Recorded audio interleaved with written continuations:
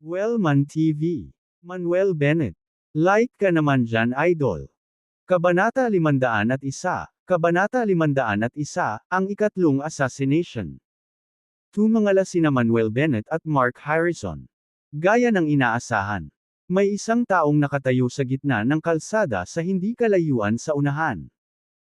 Ang lalaki ay mahigit 1.8 metro ang taas, balingkinitan at tuwid, nakasuot ng itim na tuxedo. Gayunpaman, ang lalaki ay nakaharap sa malayo, kaya Manuel Bennett at Mark Harrison ay hindi makita ng malinaw ang kanyang mukha. Hindi nasisiyahang sinabi ni Mark Harrison, "Bilisan mong bumusina at hayaan siyang makaalis sa daan." Oo. Tumango ang driver at pinindot ang busina. Bumusina.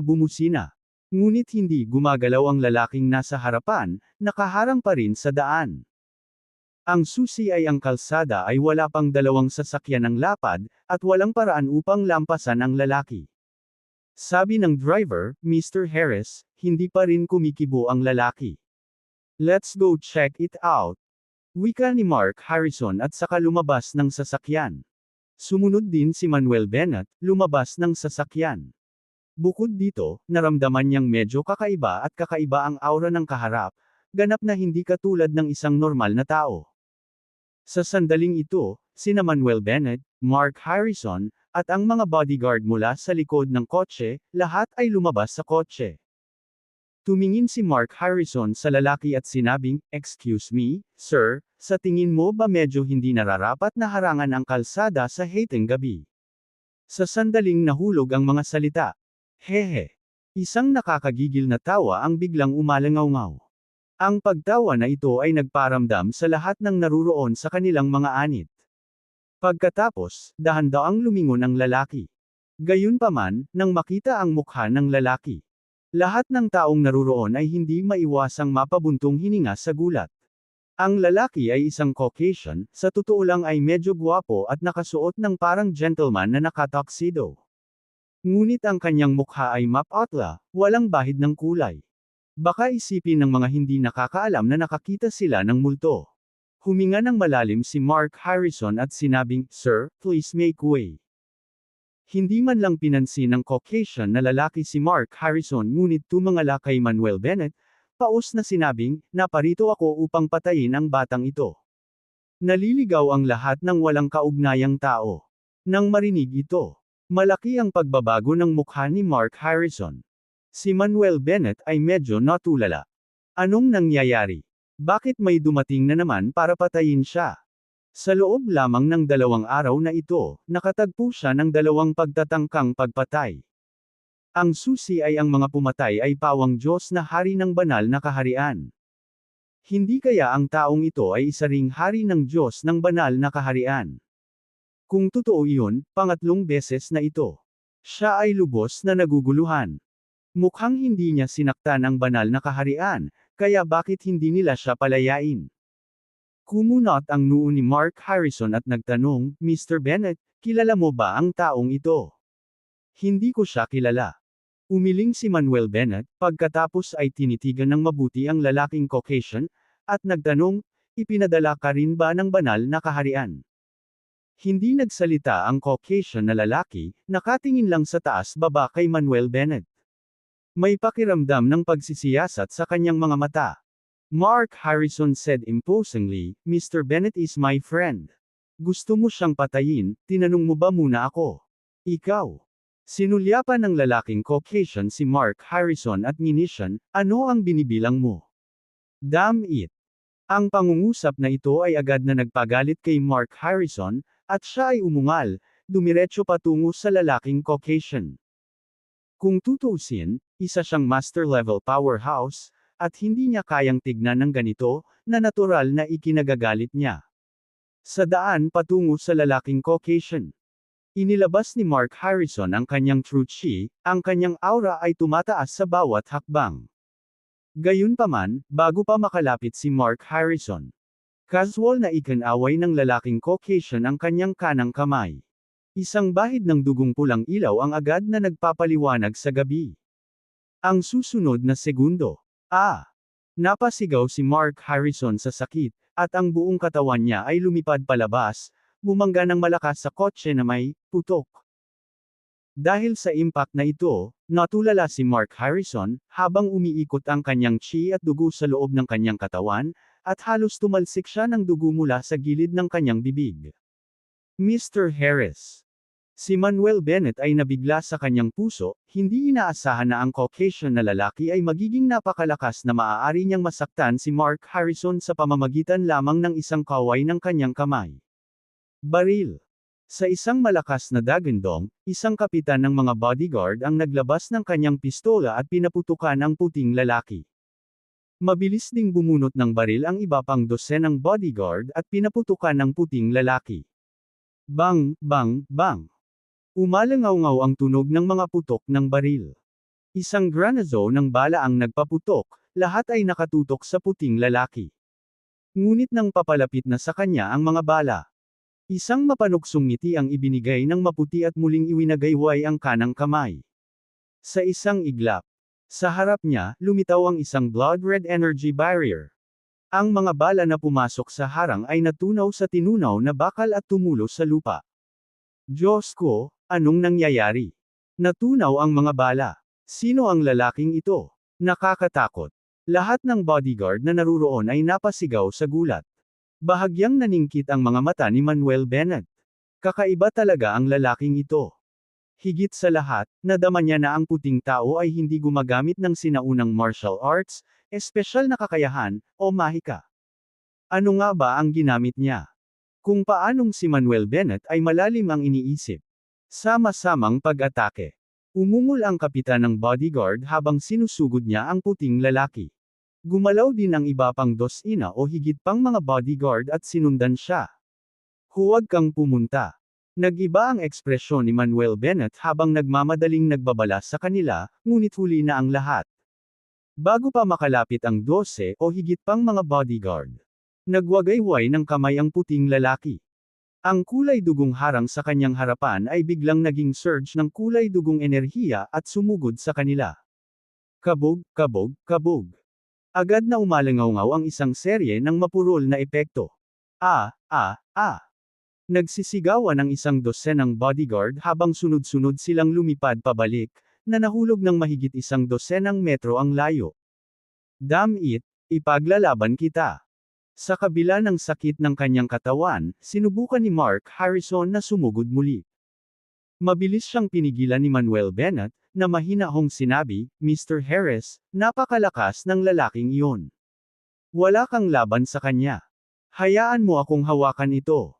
Mr. Bennett, sigurado ka bang kaya mo siya? Tanong ni Mark Harrison. Dapat kaya ko. Sagot ni Manuel Bennett at pagkatapos ay inalog-alog ang kanyang katawan, agad na pinakawalan ang kanyang true chi. Ang kanyang mga mata at katawan ay agad na kumikinang sa nakakasilaw na gintong liwanag. Ngumisi ang puting lalaki, na nagsasabing, anak, oras na para kumilos ka. Halika, ipakita mo sa akin kung gaano ka kalakas. Sa gusto mo. Si Manuel Bennett ay gumawa ng isang hakbang at agad na naging isang after-image, na umaakay patungo sa puting lalaki. Habang papalapit siya, diretso ang suntok ni Manuel Bennett sa puting lalaki. Mabilis na sumagot ang puting lalaki. Ikinumpas niya ang kanyang kanang kamay. Isang harang na kulay dugo ang agad na lumitaw sa kanyang harapan. Sa isang iglap, thud. Ang suntok ni Manuel Bennett ay tumama sa pulang dugo na hadlang, na lumikha ng isang menhing dumadagandong na ingay. Flick, flick, flick. Sa isang suntok lang, pumutok ang pulang dugong hadlang. Wala pang ilang segundo. Boom! Ang pulang dugong hadlang ay ganap na sumabog, naging isang kalangitan na puno ng kulay dugo na enerhiya, na nakakalat sa lahat ng direksyon. Ang suntok ni Manuel Bennett, na nabasag ang harang, ay patuloy na binomba ang dibdib ng puting lalaki. Ngunit nang malapit nang kumonekta ang suntok na ito, ang puting lalaki ay naging isang dugo pulang sinag ng liwanag at nawala sa isang iglap. Ang suntok ni Manuel Bennett ay tumama sa wala. Sa oras na siya ay muling lumitaw, siya ay nasa likod na ni Manuel Bennett, at ang kanyang kanang kamay ay nag-transform sa isang dugong kuko, na umaabot sa batok ni Manuel Bennett. Mr. Bennett, mag-ingat ka sa likod mo. Sigaw agad ni Mark Harrison na halatang gulat na gulat. Kabanata 502, Kabanata 502, Kakaibang Kakayahan. Mabilis ang reaksyon ni Manuel Bennett. The moment the white man tried to claw at him, tumalikod siya bigla at sumuntok. Bang! Ang salpukan ng kamao at kuko ay nagbunga ng mapurol na pagsabog. Ang tunay na chi ay gumalaw, lumakas ang enerhiya, kumalat ng baliw sa lahat ng direksyon. Ang mga taong tulad ni Mark Harrison ay hindi makatiis, at itinapon sila ng lakas at totoong chi.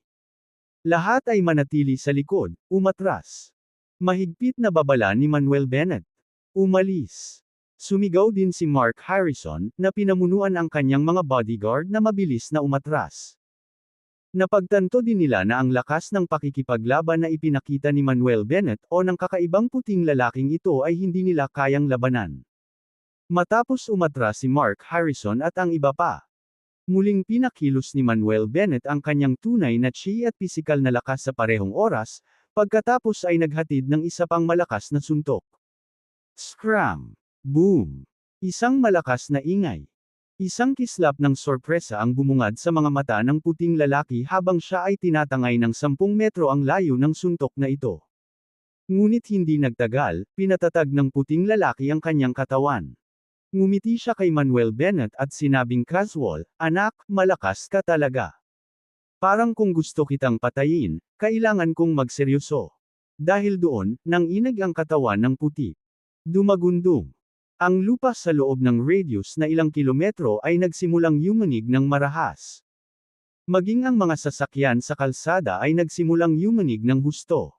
Sa sandaling ito, ang mga mata at katawan ng puting lalaki ay kumikislap sa isang mabangis na pulang ilaw ng dugo, na lubhang nakakatakot. Walang katapusang kumakalat ang mga pressure at aura tulad ng mga agos ng bundok at tsunami, na nagdulot ng takot sa mga taong tulad ni Mark Harrison. Pakiramdam nila ay isang demonyo ang puting lalaking nasa harapan nila, sinasakal ang kanilang mga lalamunan, dahilan para hindi sila makahinga. Gayunpaman, nagawa ni Manuel Bennett na makayanan ang pressure at aura ng puting lalaki nang hindi masyadong naapektuhan. Patayin! Ang puting lalaki ay nagbitaw ng isang salita, ang kanyang figure ay kumislap, nag-transform sa isang kulay dugo na figure, at sumugod patungo kay Manuel Bennett. Sa pagkakataong ito, ang bilis ng puting lalaki ay tumaas ng husto, kaya mabilis na hindi makita ng mga taong tulad ni Mark Harrison ang kanyang figure. Nag-flash din ang katawan ni Manuel Bennett, nag-transform sa isang gintong liwanag, at lumalaban. Katulad nito, ang bilis muli ni Manuel Bennett, na ginagawang imposible para sa mga taong tulad ni Mark Harrison na makita ang kanyang figure. Sa isang kisap mata, si Manuel Bennett at ang puting lalaki ay tumawid ng mahigit 30 metro at naging malapit sa isa't isa. Netherworld Blood Claw.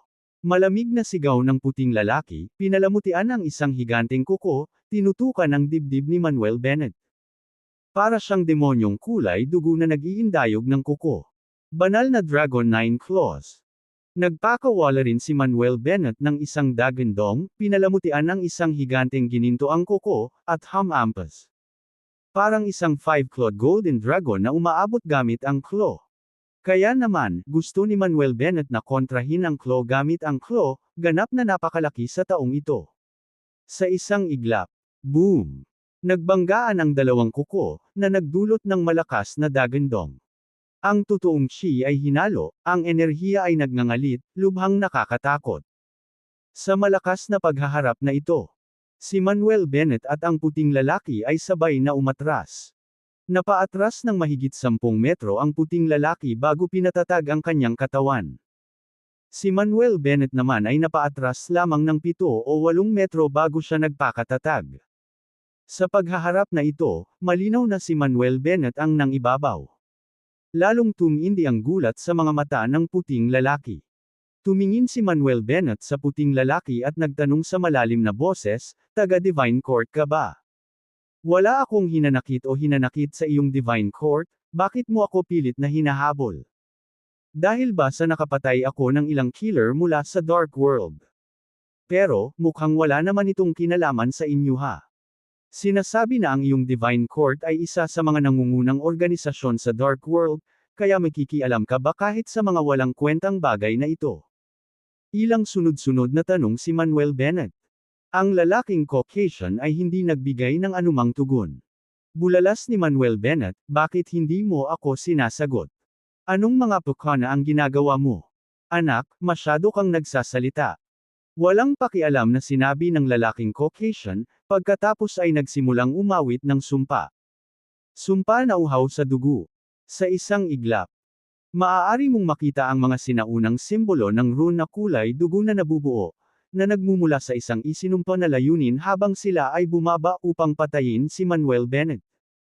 Si Mark Harrison at ang iba pang umatras sa malayong lugar ay narinig lamang ang tinig ng lalaking Caucasian na umaawit ng sumpa. Ang kanilang mga ulo ay nagsimulang sumakit at ang kanilang mga espiritu ay naapektuhan. Kung tungkol sa kapangyarihang pumatay at mapangwasak na puwersang pinakawalan ng mga simbolo ng rune na kulay dugo, ito ay nakakatakot na hindi mapaniwalaan. Hindi nila maisip kung paano nakayanan ni Manuel Bennett, na napakalapit, ang lahat ng ito. Biglang bumaba mula sa langit ang kulay dugong mga simbolo ng rune na iyon para patayin siya. Nine Heavens Dragon Seal. Sigaw ni Manuel Bennett, itinaas ang kanang kamay at gumuhit ng 9 na golden dragon symbol sa hangin na umatake paitaas. Ang mga simbolo ng rune na may kulay ng dugo ay sobrang yin at masama. Ang mga simbolo ng golden dragon na inilabas ni Manuel Bennett ay napakayang at malakas. Boom boom boom. Ang 9 golden dragon symbols ay mabangis na bumangga sa mga simbolo ng rune na kulay dugo sa kalangitan, na nagdulot ng isang dumadagandong na tunog. Gaano man kalakas ang mga simbolo ng rune na iyon na may kulay dugo, hindi nila nakayanan ang epekto ng mga simbolo ng golden dragon at magkasunod na nawasak at nawala. Gayunpaman, ang lalaking Caucasian ay hindi tumigil sa lahat, ngunit patuloy na umawit ng sumpa. Kaway-kaway ng mga simbolo ng rune na kulay dugo ang nabuo at tumungo upang patayin si Manuel Bennett. Hindi nagatubili si Manuel Bennett, itinaas niya ang dalawang kamay at muling gumuhit ng 18 simbolo ng Golden Dragon, na inilunsad ang mga ito pataas. Isang dumadagandong na dagandong. Sinamahan pa ng mas nakakatakot na mga tunog ng pagsabog. Ang bawat simbolo ng Golden Dragon at ang alon ng mga simbolo ng rune na kulay dugo ay nawala sa kawalan, na nagkalat sa kalangitan. Nang maglaho ang lahat ng simbolo ng Golden Dragon at kulay dugong rune. Ang lalaking Caucasian ay hindi nag-alinlangan sa lahat, muli na nagdulot ng madugong enerhiya sa loob ng kanyang katawan. Ang nakakatakot na dugong enerhiya ay sumabog palabas mula sa loob niya, na umaabot sa langit. Void Blood Chain. Sinabayan pa ng sigaw. Ang mga linya ng kulay dugo na kadena ay nabuo at sumayaw sa hangin, na ikinagulat ni Mark Harrison at ang iba pa. Pumunta ka. Nag-wave siya ng kamay. Ubu, ubo, ubu. Isang kulay dugo na kadena ang umungal, na nagwawalis patungo kay Manuel Bennett. Patuloy na sinuntok ni Manuel Bennett, naputol ang sunod-sunod na kadena, at binilisan ang pasulong, gustong mapalapit sa lalaking Caucasian. Gayunpaman, parami ng parami ang mga kadena na may kulay dugo na nabuo at direktang nakagapos ng mahigpit sa katawan ni Manuel Bennett. Nakakagulat si Manuel Bennett. Ang mga cade ng ito na kulay dugo ay hindi lamang nakagapos sa kanyang katawan kundi nagpakawala rin ng malakas na puwersa ng pagsipsip, na gustong maubos ang asensya at dugo sa kanyang katawan. Masyadong kakaiba ang taktika ng lalaking ito, hindi ito naririnig at hindi nakikita noon pa. Si Manuel Bennett ay hindi nang ahas na maging pabaya, binago ang kanyang sigla, at umungal. Sabog para sa akin. Boom, boom, boom. Isang serye ng mga paputok na tunog ang umalangaw sa night sky. Yung mga kadena na kulay dugo na nakapulupot sa kanya, tuloy-tuloy na napuputok. Matapos makatakas sa mga pagkakatali, si Manuel Bennett ay muling naging isang kidlat, na sumugod patungo sa lalaking Caucasian. At saka, on the way there. Patuloy na ginamit ni Manuel Bennett ang true chi at pisikal na lakas mula sa loob ng kanyang katawan. Isang anino ng gintong dragon ang nakabalot sa kanyang katawan. Sa sandaling ito, talagang nagising si Manuel Bennett. Nang makitang galit na galit si Manuel Bennett sa kanya, ang Caucasian na lalaki ay muling nagwagayway ng kanyang kamay. Blood spear. Whoosh, whoosh, whoosh. Ang mga linya ng kulay dugong sibat ay nabuo sa hangin at nagpaputok kay Manuel Bennett. Kabanata 503, Kabanata 503, ano ang tunay na layunin? Gayunpaman, hindi umiwas o umatras si Manuel Bennett, ngunit umabant na parang walang kapantay na baliw na dragon. Boom, boom, boom. Ang lahat ng pulang dugong sibat na bumaril sa kanya ay nabasag, naging mga sinag ng iskarlata na enerhiya na kumalat sa kalangitan. Pagkatapos bumagsak sa pamamagitan ng alon pagkatapos ng alon ng dugo pulang sibat, Manuel Bennett hinagisan ng suntok direkta sa puting tao. Umuungol. Umalangaw-ngaw ang malakas na chant ng dragon sa kanyang suntok.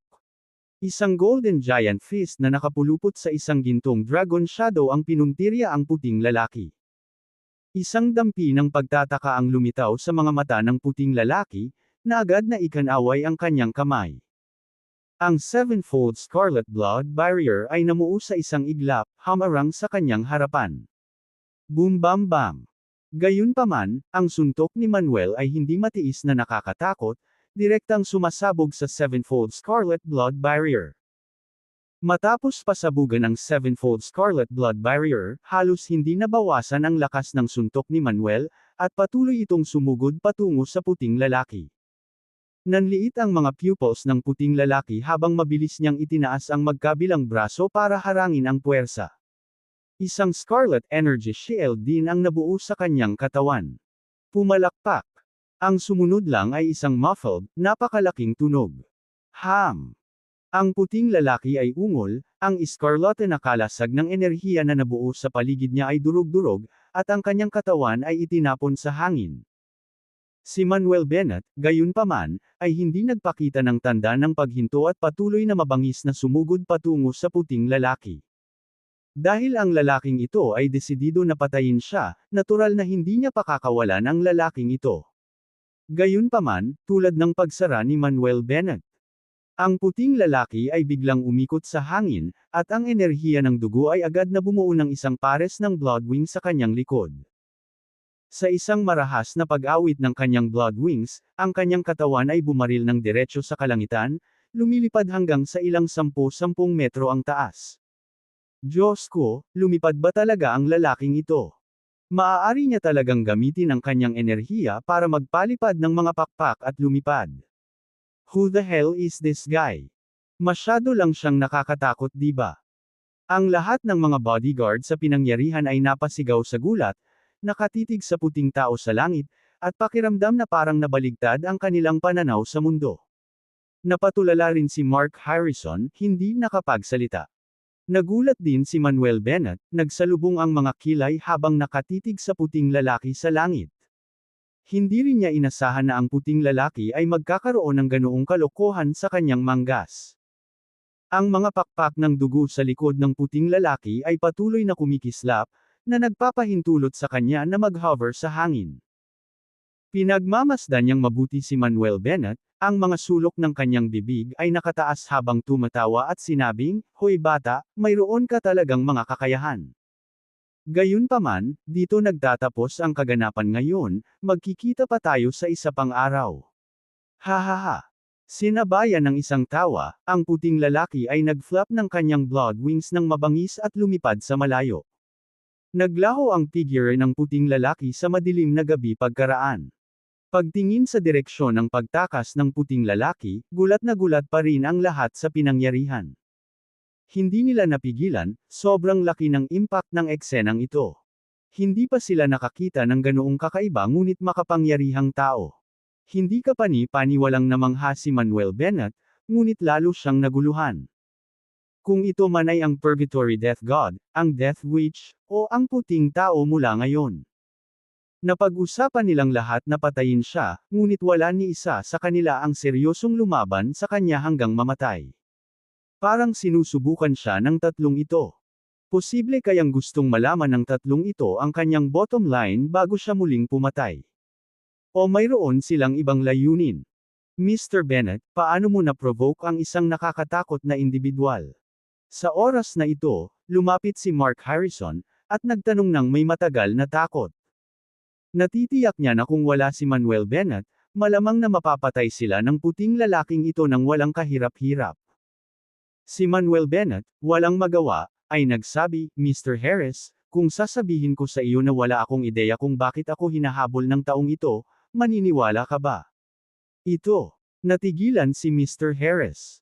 Ikinaway ni Manuel Bennet ang kanyang kamay at sinabing, Mr. Harris, ang bagay na ito ay napakahirap. Sa palagay ko ay hindi ka dapat makisali. Hayaan mo akong pagalingin ang iyong mga sugat ngayon. Sige. Tumango si Mark Harrison. Kasunod nito, pinagaling ni Manuel Bennet ang mga pinsala ni Mark Harrison at iba pa, at lahat ay umalis sa eksena. Hanggang bandang alas 11 ng gabi. Dumating ang sasakyan sa entrance ng Peninsula Hotel. Magkasamang lumabas ng sasakyan sina Mark Harrison at Manuel Bennet. Sabi ni Mark Harrison, Mr. Bennet, we are friends. In future, whatever help you need, just feel free to let me know. Ako ay lubos na nagpapasalamat, Mr. Harrison. Sagot ni Manuel Bennet. Tumango si Mark Harrison at sinabing, Mr. Bennet, I shall not disturb you further. Magpahinga ka na. Pagkatapos magsalita, sumakay si Mark Harrison sa kotse at umalis. Pagkatapos ay naglakad si Manuel Bennet sa hotel. Sa oras na ito, sa tuktok ng isang gusali 1 kilometro ang layo mula sa Peninsula Hotel. Tahimik na nakatayo doon ang puting lalaki na kakalaban lang ni Manuel Bennet, pinapanood si Manuel Bennet na pumasok sa hotel. Sa sandaling ito, isang 7-pointed star pattern ang kumikislap sa kalapit na rooftop. Sa susunod na segundo, bumungad doon ang isang makapal na puting babae na nakasuot ng itim na leather jacket. Nang lumitaw ang puting babae, isang figure na nakasuot ng itim na roba ay lumipad mula sa isang malayong lugar na may isang glider at dumaong sa rooftop. Ang figure na ito ay ang puting tao na unang sinubukang pumatay kay Manuel Bennet. Fred, kumusta ang naging paghaharap mo sa batang iyon? Tiyak na hindi mo sinasabi sa akin na hindi ka rin bagay para sa batang iyon. Naglakad ang dalawang tao. Sinabi ni Fred, Miller, Julie, ang bata ay talagang kasing lakas ng binanggit ninyong dalawa. Kung hindi ako nakatakas gamit ang secret skill sa huling sandali, natatakot ako na matalo ako ng batang iyon. Nakangiting sabi ni Miller, Fred, kung sinasabi mo kahit na nahihirapan ka. Saka natatakot ako na walang paraan na matatalo natin ang batang ito ng mag-isa. Hinawi ni Julie ang kanyang buhok at sinabing, sa totoo lang, ang batang ito ay kwalipikado para sa posisyon ng God Emperor. Kahit na ang kanyang kasalukuyang lakas ay hindi katumbas ng ilan sa mga Divine List experts. Ang kanyang potensyal ay napakalaki at nararapat na sundin natin. Umiling si Fred at sinabing, Julie, nagkakamali ka. Ang pagkakaroon lamang ng potensyal ay hindi sapat para sa batang ito. Dapat siyang magkaroon ng napakalakas na lakas. Kung hindi, kapag naibigay na sa kanya ang Holy King Court, ilang oras na lang at bumagsak na ito. Tumango si Miller at sinabing, Julie, sang-ayon ako sa sinabi ni Fred. Kahit na kayang talunin tayo ng batang ito, kaya ba niyang talunin ang 7 pang Divine Kings? Kikilalanan kaya siya ng 7 Divine Kings at ng lahat ng miyembro ng Holy King Court? Bukod dito, sa panahon ngayon ang ating Holy King Court ay hindi masyadong stable. Mula nang mawala ang Old Divine Emperor, maraming nangungunang organisasyon ang tumitingin sa ating Holy King Court, na gustong lunukan ito ng buo. Kung magpasya ang mga organisasyong iyon na umatake, kaya ba ng batang ito ang pasanin? Kung hindi niya kayang tiisin ang pasanin na ito, haantong lamang siya sa ating Holy King Court sa pagkawasak. Nang marinig ang sinabi ni Miller, napakunot ang noo ni Julie. Bumantong hininga siya at sinabing, kung naririto pa lang sana ang Old Divine Emperor, hindi maglalakas loob na kumilos ang mga maliliit na tao na iyon. Nagkibit-balikat si Miller at sinabing, ang isang taong may kalibre ng Old Divine Emperor ay dapat may mas malalaking gawain na dapat hawakan at hindi palaging maaaring manatili sa ating Holy King Court. Inilabas ni Julie ang kanyang pagkadismaya, "O Divine Emperor, maaari kang umalis kung gusto mo, ngunit bakit pinili mo ang iyong apprentice na pumalit sa ating Holy King Court? Kaya ba niya ang ganoong kabigat na responsibilidad? Fred, ano sa tingin mo ang dapat nating gawin ngayon?" Tanong ni Miller kay Fred. Saglit na nag-isip si Fred at sinabing, "Dahil hindi kayang balikatan ng batang ito ang responsibilidad, bawiin na lang natin sa kanya ang God Emperor Order. Kapag nakuha na natin ang God Emperor Order, babalik tayo kaagad sa Holy King Court." Okay. Tumanggo sina Miller at Julie bilang pagsang-ayon. Kabanata 504, Kabanata 504, Mga pagbisita ng Elephant Country Martial Alliance. Kasabay nito, Peninsula Hotel. Sa isang marangyang suite, nakaupo sa sofa sina Julia Stewart, Lily Tisdale, Barden Bard, at Prajna Bates. Sinabi na ni Manuel Bennett sa lahat ang nangyari sa pagbabalik kanina lang. Matapos marinig ang salaysay ni Manuel, napatulala si Julia at ang iba pa.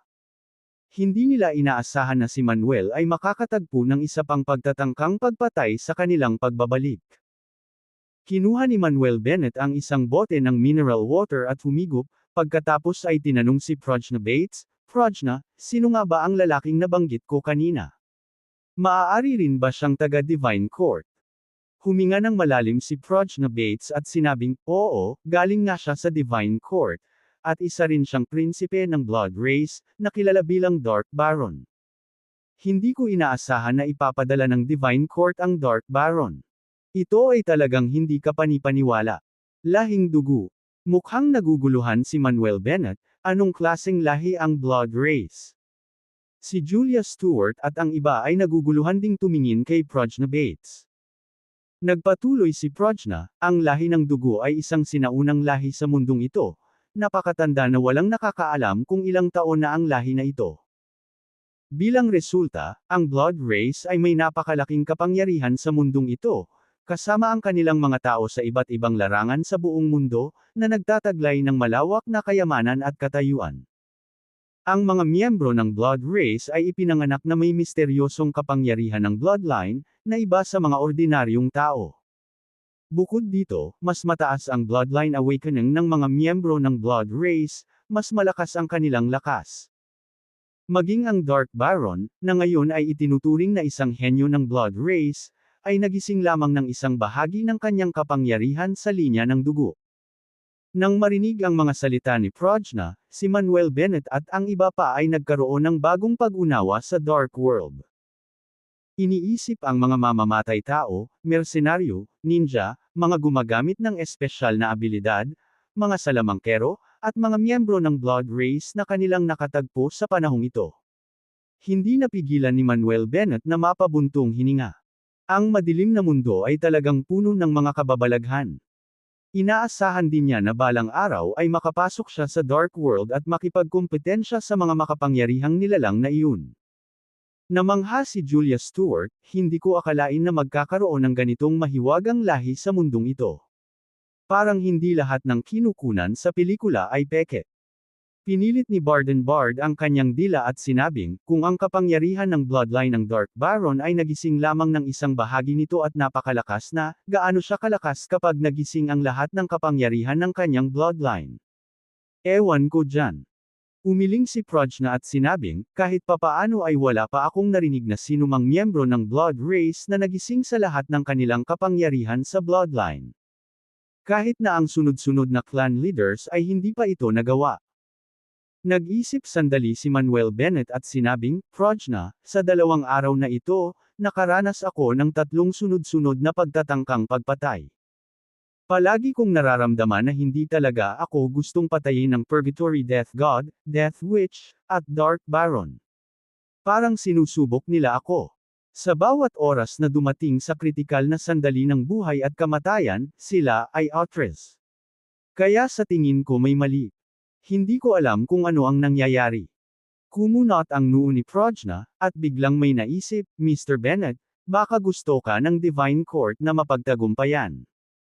Pagkatapos ng lahat, ang iyong antas ng panganib ay tumaas na ngayon sa S-level, at natatakot ako na nakakuha ka na ng atensyon mula sa lahat ng panig. Kahit na may mga taong gustong pumatay sa iyo, dapat may mga taong gustong manalo sa iyo. Sumunod si Barden Bard, Sister Prajna, nakikinig sa iyo, talagang may posibilidad. Natatakot ako na gusto ng Divine Court na mapagtagumpayan si Brother Bennett, kaya ipinadala nila ang 3 dakilang Diyos upang subukan ang lakas ni Brother Bennett. Tumango rin si Lily Tisdale, I think there's a possibility too. Napakamot ng ulo si Manuel Bennett at sinabing, kung talagang gusto ng Divine Court na manalo ako, bakit hindi na lang sabihin ng 3 lalaki na yon? What's with all the mystery? Umiling si Prajna, hindi ko rin maintindihan kung bakit. Napabuntong hininga si Manuel Bennett, pakiramdam ko ay tiyak na magpapakita muli ang 3 lalaki na ito. Sisiguraduhin kong tanungin sila ng malinaw sa susunod na magkita tayo. Ma'am. Tumango ang lahat. Sa pagsasalita nito, tumingin si Manuel Bennett kay Julia Stewart at nagtanong, Julia, kumusta ang usapan ninyo ni Mr. Chaplin at ng iba pa? Sumagot si Julia Stewart, malapit ng maayos. Inimbitahan ako ni Mr. Chaplin at ng iba pa na bisitahin ang kanilang mga kumpanya sa susunod na 2 araw. Sige. Tumango si Manuel Bennett, Prajna, Lily Tisdale, Barden Bard, at sasamahan kita. Okay. Ngumiti si Julia Stewart at tumango. Para sa susunod na 3 araw. Sinamahan ni Manuel Bennett at ng iba pa si Julia Stewart na bisitahin ang mga kumpanya at pabrika ng Hanna family, Jenkins family, at Chaplin family. Sa wakas ay nakipagtulungan sila. Sa madaling araw ng ika-4 na araw. Arthur City Airport. Sa hall. Ang mga manlalakbay ay dumarating at umalis. Sinabi ni Henry Chaplin, Mr. Bennett, Miss Stewart, bakit ka aalis kaagad? Bakit hindi magstay ng ilang araw pa? Sinabi rin ni Vernon Jenkins, oo, Mr. Bennett, Miss Stewart, paano kung manatili pa ng ilang araw? Kung tutuusin, kumpirmado na ang ating pagtutulungan. Sa mga susunod na araw, maipapakita namin sa iyo ang paligid. Sinubukan din ni Mark Harrison na panatilihin ang mga ito. Oo, Mr. Bennett, Miss Stewart, bakit hindi manatili ng ilang araw? Ngumiti si Julia Stewart at sinabing, salamat sa iyong kabaitan. Gayunpaman, ilang araw na kaming nandito, at oras na para bumalik. Marami pa ring bagay na dapat harapin sa kumpanya. Kapag may oras tayo sa hinaharap, babalik tayo. Tumango si Henry Chaplin, kung ganoon, hindi ka namin pipilitin na manatili. Pagkatapos ay nag-chat ang lahat saglit. Manuel Bennett, Julia Stewart, Lily Tisdale, Prajna Bates, at Barden Bard, silang 5 ay dumaan sa VIP channel at sumakay sa flight papuntang River City. Hanggang sa lumipad na ang eroplano. Tumingin si Manuel Bennett sa bintana at nagmungkahi, Julia, paano tayo bibili ng eroplano? Bumili ng eroplano. Saglit na natigilan si Julia Stewart, hindi niya maintindihan kung bakit bigla itong dinala ng kanyang kasintahan. Oo. Tumango si Manuel Bennett at sinabing, kung mayroon tayong sariling eroplano, mas maginhawang pumunta saan man sa hinaharap. Ang galing! Ang galing! Itinaas ni Prajna ang 2 kamay para ipakita ang kanyang pagsang-ayon. Ngumisi si Barden Bard, Kuya Bennett, nadadala ka na, iniisip mong bumili ng eroplano ngayon. Sinabi ni Lily Tisdale, sa kasalukuyang kayamanan ni Mr. Bennett, ang pagbili ng eroplano ay hindi isang malaking bagay. Naisip din ni Julia Stewart na may katuturan si Manuel Bennett at sumang-ayon, sige, may susuriin ako. Mabuti. Nakangiting tugon ni Manuel Bennett. Kasabay nito, Lunok North Province. Lugar ng mountain at sea pass. Sa isang lugar na may magagandang bundok at malinaw na tubig, may mga sinaunang bahay. Ang mga lugar ng pagsasanay sa martial arts ay makikita sa lahat ng dako, pati na rin ang mga martial artist na nakasuot ng uniforme ng martial arts. Ilan sa mga martial artist na ito ay nagpapatrolya, may nagsasanay, at may nag-sparring. Sa harap ng mga bahay na ito, mayroong isang malaking parisukat. Mayroong 9 na matataas na halijing bato sa palibot ng parisukat, bawat isa ay halos 10 metro ang taas at inukitan ng iba't ibang kakaibang hayop. Sa harap ng plaza, may isang tapyas na bato na 10 metro rin ang taas. Ang stone tablet ay inukita ng siyam na gintong dragon, at sa gitna ay ang makapangyarihang gininto ang karakter na East Nation Martial Arts Alliance. Ito ang punong tanggapan ng East Nation Martial Arts Alliance. Sa sandaling ito, sa isang pangunahing bulwagan, tatlong matatanda ang umiinom ng kape at nagkukwentuhan. Ang tatlong ito ay ang mga vice leaders ng East Nation Martial Arts Alliance. Ang isa sa mga matatanda ay nakasuot ng puting suit at, bagamat manipis, ay may malabakal na konstitusyon, matingkad na mga mata, at masiglang espiritu, na nagngangalang Gentry Luis. Ang pangalawang matanda ay nakasuot ng itim na suit, bahagyang sobra sa timbang, na may kulay abong mahabang buhok na maingat na sinuklay, at ang kanyang mga mata ay mahaba, na pinangalanang Peter Hyde. Ang pangatlong elder ay isang matandang babae na nakasuot ng purple suit, na may kulay abong mahabang buhok na tinirintes, na pinangalanang Pamela Steele. Sa sandaling ito, isang boses ang pumasok. May IR report. Pagkatapos, isang binata na nakauniforme ng martial arts ang sumugod. Ano ito? Tanong ni Gentry Luis na may pagtataka. Sumagot ang binata, ang pinuno ng Elephant Country Martial Alliance ay nagdala ng isang delegasyon upang bisitahin. Elephant Country Martial Alliance. Lalong naguluhan si Gentry, anong ginagawa nila dito? Sumagot ang binata, Vice Master Luis, hindi ako sigurado kung para saan sila naririto. Ngunit ang delegasyon ng Elephant Country Martial Alliance ay tila may masamang intensyon. Kabanata 505, Kabanata 505, ibigay si Manuel Bennett. Isang harbinger ng masamang kalooban. Pinaikit ni Peter Hyde ang kanyang mga mata at sinabing, kami ng East Nation Martial Arts Alliance ay hindi kailanman nagkaroon ng anumang sama ng loob sa Elephant Country Martial Alliance, kaya ano ang ginagawa nila? Pamela Steele said, dahil dumating na sila, hindi tayo mawawalan ng courtesy, so we should go welcome them. Tumango si Gentry Luis at sinabing, let's go. Di nagtagal, umalis si Gentry Luis at ang kanyang grupo sa bulwagan at dumating sa entrance square. Hindi nagtagal ay nakita nila ang isang malaking grupo ng mga tao, na pinamumunuan ng ilang mga alagad ng alyansa ng militar, na naglalakad ng may kahangahangang hangin. Naglalakad sa harapan ng isang matipunong lalaking nasa katanghaliang gulang na may taas na mahigit 1.9 metro, maitim ang balat, at masungit na hitsura. Ang nasa katanghaliang gulang na lalaking ito ay ang lider ng alyansa ng Elephant Country Martial Alliance at kinilala bilang pangalawang pinakamalakas na martial artist sa Elephant Country, Pagans, na kilala bilang Slaughter Feast King. Nakasunod sa likuran niya ang siyam na lalaki na may iba't ibang tangkad at anyo, ang ilan ay hubad ang kamay at ang ilan ay may hawak na sandata, lahat ay may kahangahangang at mapagmataas na presensya. Ang siyam na lalaking ito ay siyam sa mga nangungunang eksperto sa Elephant Country Martial Alliance. Hari ng talim ng digmaan, Gauger, North Season Master, Tailors, Hari ng sword ng South Domain, Busar. Hari ng baril na uhaw sa dugo, Kondos, Hari ng paa ng kidlat, Rainiel, Hari ng walang kapantay na stick, Weston. King of Splitting Sky Claw, Theodoric, Shadowless Palm King, Isaac, Mountain Splitting Axe King, Adaway. Bilang karagdagan sa siyam na nangungunang ekspertong ito, mayroong isang grupo ng nakaitim na damit ni Joseph at iba pang mga disipulo ng Elephant Country Martial Alliance na sumusunod sa likuran. Nang makitang pinamunuan ng mga pagan ang siyam na nangungunang eksperto dito, bahagyang napangiwi si Gentry Luis, Peter Hyde, at Pamela Steele. Napangiti si Gentry Luis sa kanyang mga kilay, humakbang pasulong, at sinabing, Mr. Pagans, matagal na mula noong huli tayong nagkita. Nagtataka ako kung ano ang nagdadala kay Mr. Pagans at sa iyong mga tagasunod upang bisitahin kami ngayon.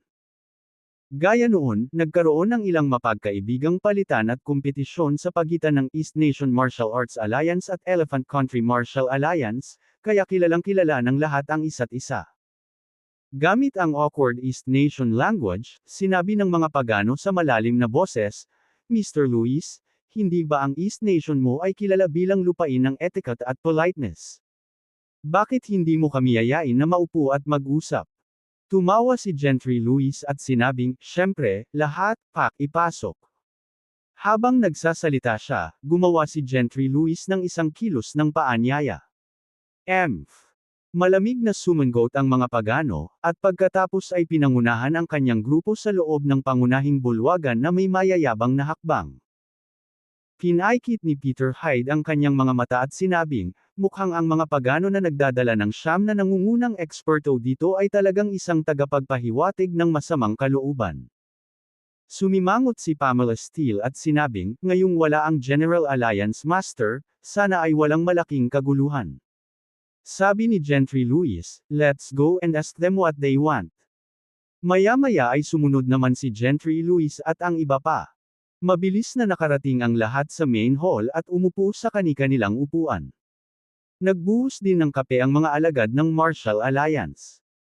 Hinigop ni Gentry Lewis ang kanyang tasa at pagkatapos ay nagtanong, "Mr. Pagans, ano ba talaga ang nagdadala sa iyo upang bisitahin ang aming headquarters ng East Nation Martial Arts Alliance?" Humigop ng kape ang mga pagano at saka nagtanong sa matunog na boses, "Mr. Lewis, lahat ba ng martial artists ng East Nation mo ay nasa jurisdiction ng East Nation Martial Arts Alliance?" Sagot ni Gentry Lewis, "Basta sila ay mga secular na martial artist, sila ay natural na pinamamahalaan ng ating East Nation Martial Arts Alliance." Hinamplas ng mga pagano ang kanyang tasa sa mesa at malamig na sinabi, "Dahil sinabi mo na ang mga martial artist ng iyong East Nation ay pinamamahalaan ng iyong East Nation Martial Arts Alliance, kung gayon ano ang gagawin mo sa mga pumatay?" Nakapatay. Sinong pumatay? Mukhang nagtataka si Gentry Lewis. Nagpalitan din ng tingin sina Peter Hyde at Pamela Steele, puno ng kalituhan ang kanilang mga mata. "So parang hindi mo talaga alam." Sa isang panunuya, sinabi ng mga pagano sa isang nakaitim na damit na si Joseph, "Adman, sabihin mo sa kanila." "Oo, lider ng alyansa." Ang nakaitim na si Joseph na nagngangalang Adman ay tumango at nagsimulang, "Hindi pa nagtagal, isang martial artist mula sa inyong East Nation na nagngangalang Manuel Bennett ang pumatay sa ilan sa ating mga Joseph na nakaitim na nakadamit sa Golden Buddha Temple.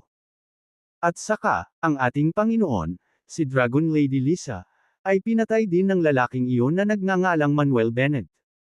Sa sandaling ito ay sinabi. Kapansin-pansing nagbago ang mga mukha ni Gentry Lewis, Peter Hyde, at Pamela Steele.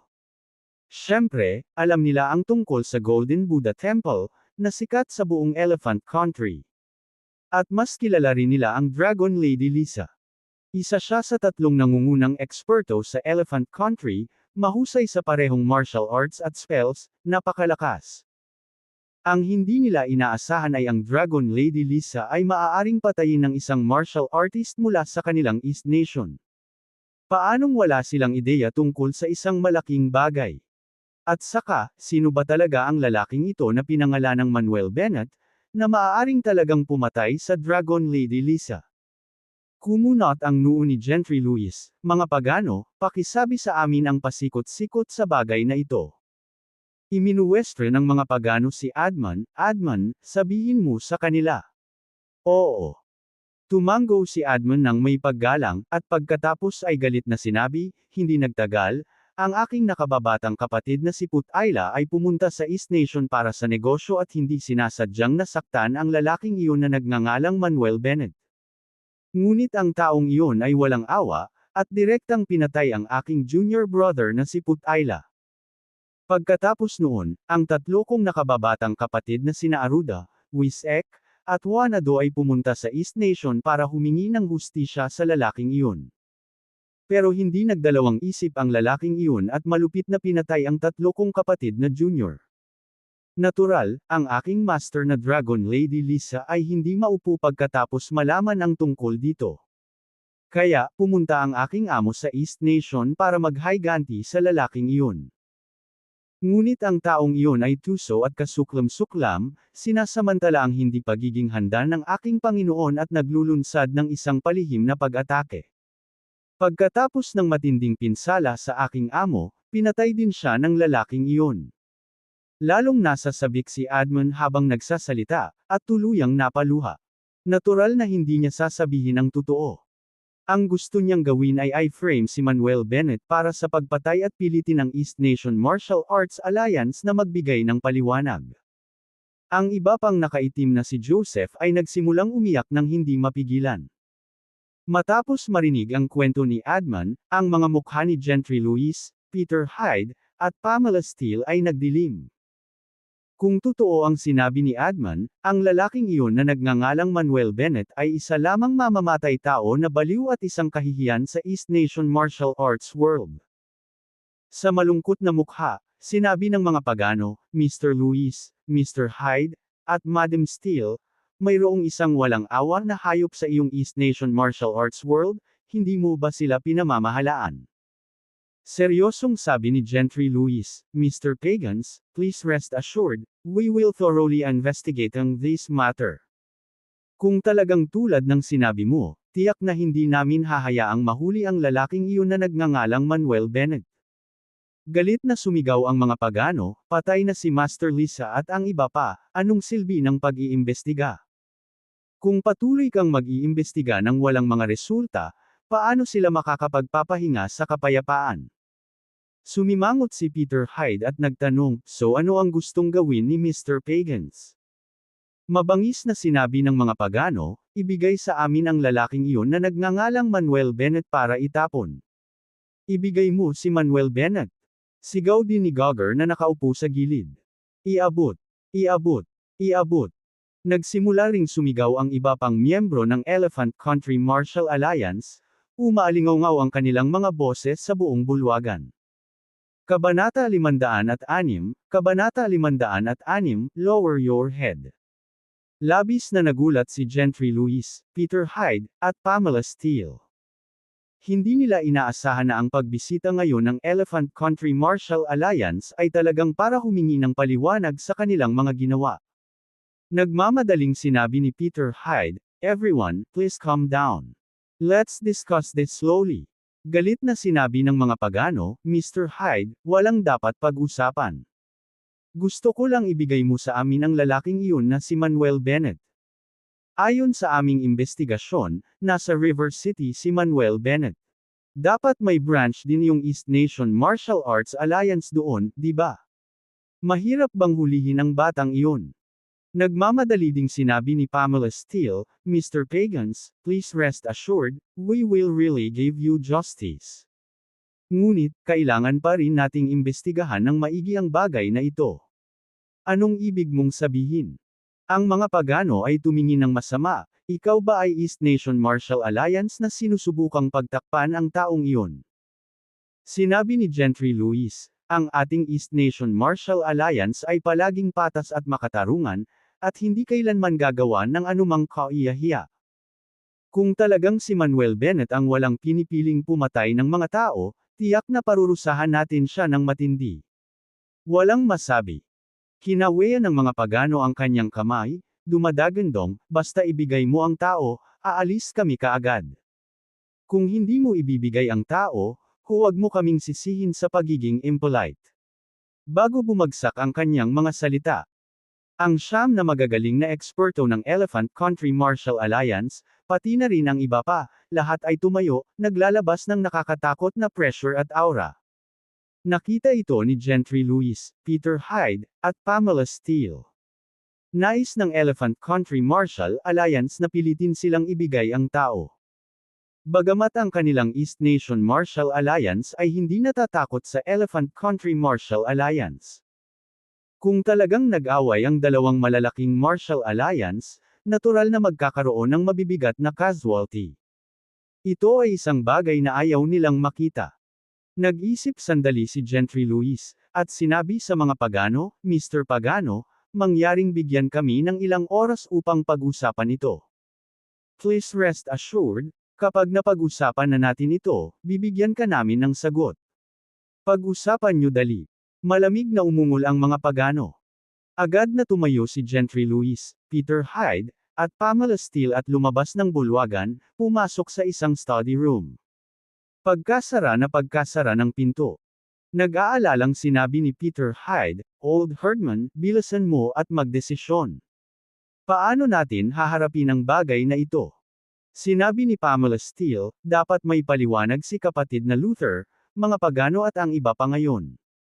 Kung hindi natin sila mabibigyan ng kasiyasyang paliwanag, natatakot ako na hindi nila hahayaang magpahinga ang usapin. Totoo yan. Nagpatuloy si Peter Hyde, kung hindi natin haharapin ng maayos ang bagay na ito, at haantong ito sa isang digmaan sa pagitan ng dalawang dakilang martial alliances, malaki ang kasalanan natin. Humarap si Gentry Lewis kina Peter Hyde at Pamela Steele at nagtanong, so ano sa tingin mo ang dapat nating gawin? Mataimtim na sinabi ni Peter Hyde, sa palagay ko, ibigay na lang natin ang tao sa kanila. Pagkatapos ng lahat, hindi pa namin narinig ang lalaking iyon na nagngangalang Manuel Bennett. Hindi naman siguro siya masyadong importante. Kung ibibigay natin siya, maiiwasan natin ang hidwaan sa pagitan ng ating dalawang mahusay na martial alliance, at sa tingin ko sulit ito. Tumango rin si Pamela Steele, na nagsasabing, I think what Mr. Huff said makes sense. Bakit hindi na lang natin ibigay sa kanila ang lalaking iyon na si Manuel Bennett? Anyway, kaiyahiya rin ang lalaking iyon sa ating East Nation martial arts world. Hindi big deal na ibigay siya.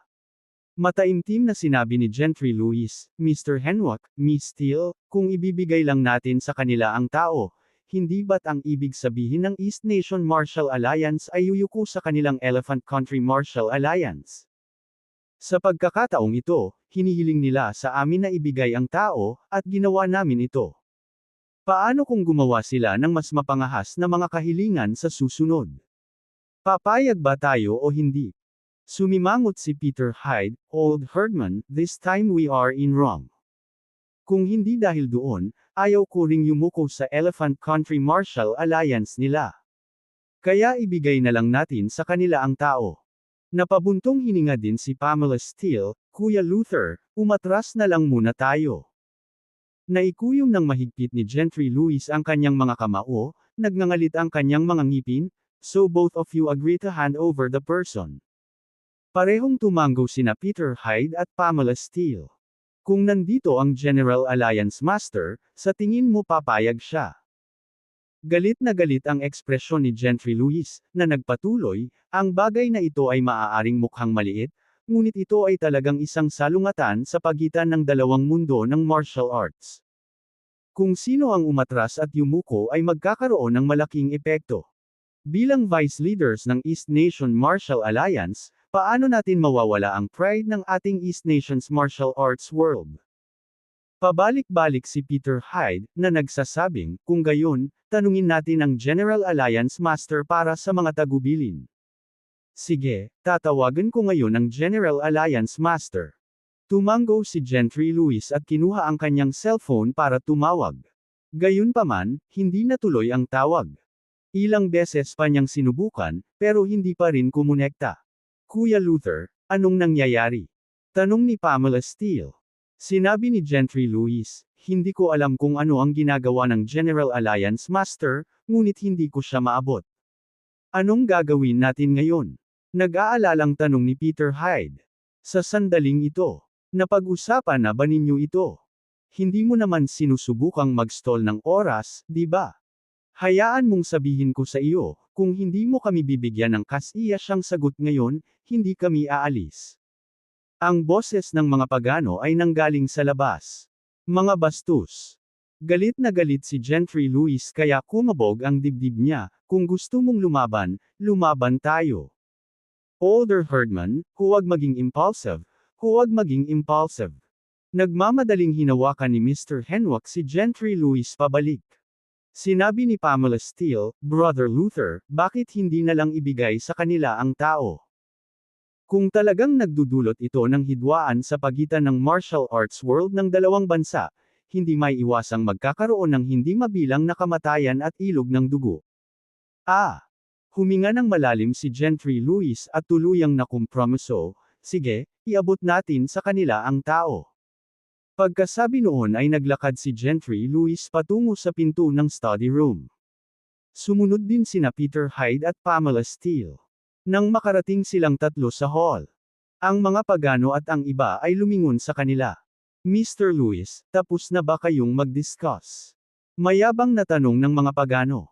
Sumagot si Peter Hyde, Mr. Pagans, napag-usapan na namin ito at nagpasya na ibigay ang tao sa iyo. Nang marinig ito, biglang tumawa ang mga pagano. Ang iba mula sa Elephant Country Martial Alliance ay nagpakita rin ng matagumpay na mga ngiti. Ngumisi ang mga pagano at nagsabi, dapat ginawa ito ng mas maaga, sa halip na gumawa ng mga bagay na hindi kasiya siya.